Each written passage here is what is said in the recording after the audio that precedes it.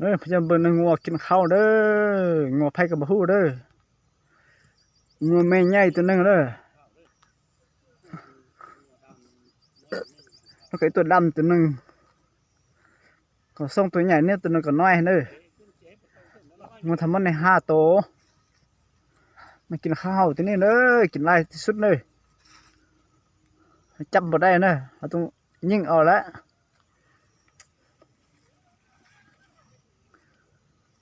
จะเบิ่งเด้อมันเฮกายมันพอจับบ่ได้เด้ออยู่ท้ายนี้ไว้เป็นหลักฐานเด้อนี่มื้อนี้แล้วเฮาว่าเดี๋ยวนี้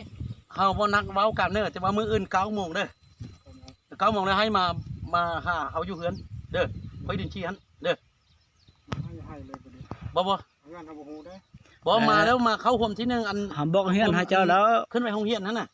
อยู่มอกันติอยู่มอกันนั่นน่ะนี่ลุงตาเฮานี่เป็นเคยนี่แล้วเพราะว่าเฮานับถือคำแก้วเป็นเสี่ยวกันเฮาจึงบ่ให้เด็กน้อยจุงงัวหันมาไว้คำว่าบ่เดี๋ยวนี้นี่เฮาจุงงัวไว้แล้วแต่มื้อนี้เฮามาหลายเด้เฮาลูกน้องเฮามาหลายเด้เขาเห็นนี่เฮาจุงงัวไปเลยแต่ว่าดีที่เห็นเสี่ยวก่อนแล้วเฮาคนลาวเป็นแบบเฮาเป็นคนลาวคนเดียวกันเด้อเฮาตั้งสุนเผ่าใช่แบบเป็นซากเดียวกันมีอันใดเฮาใหญ่เฮาก็เฮ็ดให้น้อยน้อยเฮาก็เฮ็ดให้มันเบาบางบ่ต้องเฮ็ดมันน้อยมันเฮ็ดเป็นใหญ่มันบ่ได้เด้อมันเสียไปเอาเบานะใช้เอานักท่านน่ะสิมาหาเฮานะเพราะว่านี่เขาเทศเลยมันเสียเวลาเมื่อวานมันเสียเวลาพี่น้องนักการถ้าเจ้ามกมือเด้ธรรมดานี้โทรหาเจ้าบกคนพี่โทรศัพท์นะเสี่ยวเอาเทศเลยว่าไปนี่พระเจ้าเป็นน้องเป็นนุ่มแล้วอายุเขานี้สูงแล้วเขาก็อยากหาทางออกช่วยพระเจ้า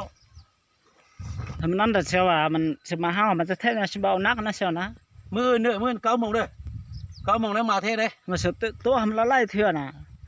ครั้งที่1มันเสียวนั้นว่า5 โมง 6 โมงมาหาเฮาถ้าบ่มักให้โทรแจ้งหาเฮาสิมาโทรแจ้งหาเฮานะเสียวนั้นว่า8 โมงสิมาคันว่า8 โมงเสียวก็มาได้คำว่าเจ้าของเขาบ่มาขึ้นนั้นขมิดเลยเจ้าของเขาบ่มานี่วันนี้คันว่าเสี่ยวมาเบื้องของเสี่ยวซะแล้วเบื้องเขาบ่มาแล้วก็งัวเขาอยู่ใส่แล้วก็เขาจะบ่ในบ้านคำแก้วกันในบ้านนั้นแต่เขาไปซับเขาแหละเขาไปเอางัวเข้าเลยเขาบ่แม่นว่าเป็นโจรไปลักเลยเอางัวไว้ก่อนเพราะว่ามื้อนั้นเขาให้เกียร์ไปว่าในบ้านหน้าทงคำในบ้านคำแก้วซะเลยเขาบ่ให้เกียร์นี่เขาสร้างเด็กน้อยจับแล้วแต่ว่าเขาว่าบ้านใกล้เคียงกันแล้วมันเขาเบ็ดใช้วาจารวมกันมันต้องใช้อารมณ์รวมกันคนเฮานี่เป็นว่าอันพิพาทก็มีเนาะซักนี่บ่ฮู้ควรแล้วเจ้าของกับเจ้าของส่วนกับเจ้าของอันซักนั้นมารวมกันก็มีทางออกนะเสี่ยวเนี่ยมักคิดตัวเนาะเสี่ยวเนี่ยเนาะเฮาเบิ่งเสี่ยวก็คือว่าคนมีอำนาจนะเบิกสมเจตนานี่นะแล้วมื้ออื่นตกลง9 โมงเด้อแต่ว่ามื้อนี้นี่เฮาไปคืนนี้นี่เฮาไปเวียดแล้วได้แต่ว่ามื้ออื่น8 โมงเฮามา8 โมงเฮามาแล้วก็9 โมงแล้วก็อันอื่นอันนางลาก็เขาเจ้ามาแล้วก็มารวมกันก็มองให้มันหน้าได้เสียไรเสียตัวแล้วไล่เถื่อนเสียละอดทนบ่ได้แล้วนะเสียนะเนี่ยเขาเป็นผู้เลี้ยงเลยเขาจะเป็นเดียวเข้าแต่เขาบอกแม่นอ่ะถ้าเขาเป็นเดียวเข้าแต่เขามาแต่ที่เสียเป็นผู้เลี้ยงเขาต้องมา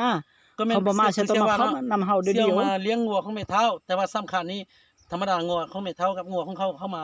กินข้าวให้เนาะเสียก็คนบ่แม่เฒ่าโอ้ยแม่เอ้ยเดี๋ยวนี้นี่งัวเฮานี่ไปกินข้าวให้ของเพิ่นเด้เพิ่นปลูกเพิ่นก็อยากกินข้าวเขาเลี้ยงซักเขาก็อยากให้ได้ค่าให้ได้เบี้ยได้เงินเนาะมันปัญหาเป็นเพชรตัวก็ชอบเนาะเพชรร้านเนี่ยมันก็ไม่น่าจะเนาะเป็นเนาะคือตัวแฮะ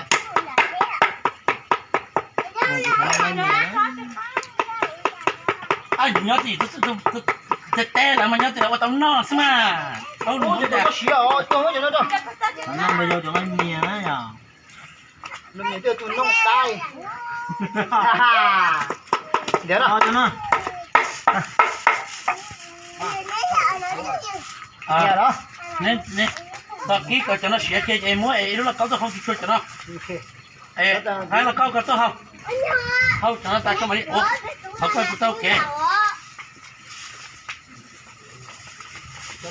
哦。我快几个小钱了，有的只能查3了，让那这个来。ไปตัวอ่อนเนาะจะไปตัวอ่อนเนาะละอันนี้นะจัวแต่เราได้กินได้ก็ได้เท่าร้อยย้อนเจ้าเฮาแห้งเท่าร้อยละบุกเท่าปล่อยเท่าเจมัดจิชายอยู่นั่นน่ะถ้าก็จะมาบ่เด่นก็มาตัวรอให้น้ำมาถึงใช่ฮะในมาเหมือนแต่ก็ลองไอ้ ไอ้คนที่นัก มาอยู่ตัวนอกเป็นเลยนะต้องให้มาอยู่เลยเป็นหลอดตัวเป็นหลอดอยู่ออกตัวนอกแล้ว cái này nó là kỹ hơn gì nó kỹ phải ôm mà nhá ôm quất ôm mà cái nữa là cái này cái cái tôn nó nữa cái này cái chấp là chờ mà đã hưởng tàu này đã thử đã chờ bây giờ giờ thầu e đã gửi lên lấy nhá ok là chuyện tụi nó mai rồi là mình chữ e anh không mặc thế thế đám mò là mình chỉ chơi đám mình xin đó chị đó là cho nên là cái là hồi đã gửi má là cũng mình chia có em nó mình chỉ mấy học mà cũng mình chỉ chia cho má chia là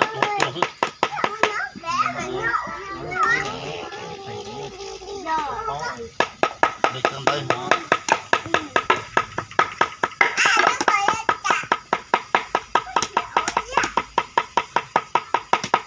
trời lúc này phải chú về không cho nó ha bây giờ không cũng mà thấy chủ cho thấy chủ cho con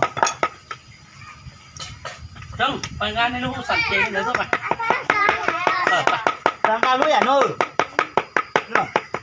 lúc sẵn chế lúc thấy chế để lúc cho có khe không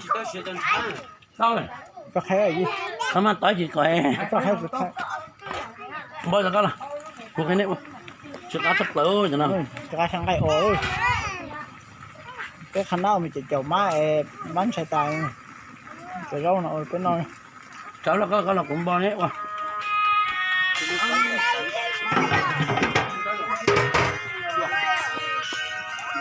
cháu là con là cũng bao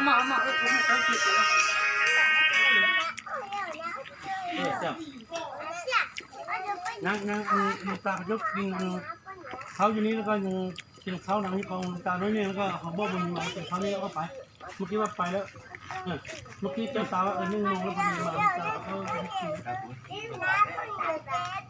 เราไม่คนถึงนักกระโดดเลย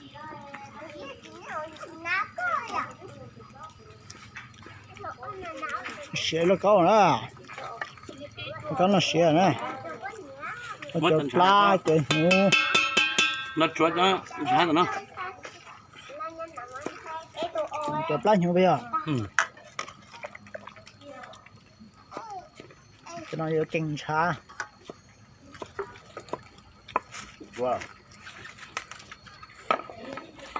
nó chân sao được chưa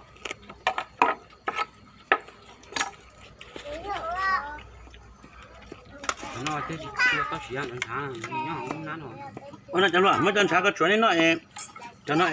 nó sang trái thì đang người chứ tao nó mới chân sao chuột nè trước cái họ nè cái họ nữa nè cái họ vậy nó họ có năm à cái món chân sao cái chuột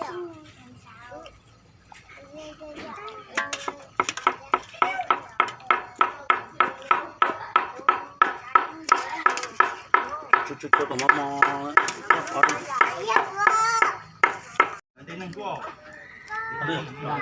bây giờ nó tên nó ra chứ đâu lần này cho tạm luôn mà nè này chơi chế không tôi là con nó chung là cung ra nhớ bên này bé con khách đi mường lấy lòi nên tôi nói chi tôi tỏ là muốn gì lại không cần cung gì để nó thế này nó kiểu thôi thôi dân chơi rồi chơi giờ chỗ làm nó thôi giờ chờ ít xa hết rồi nhưng có dân chơi xa thì cho tăng có dân chơi nữa cả cho mình rồi ha mình phải ăn lá vắt đó nó lo này dân chơi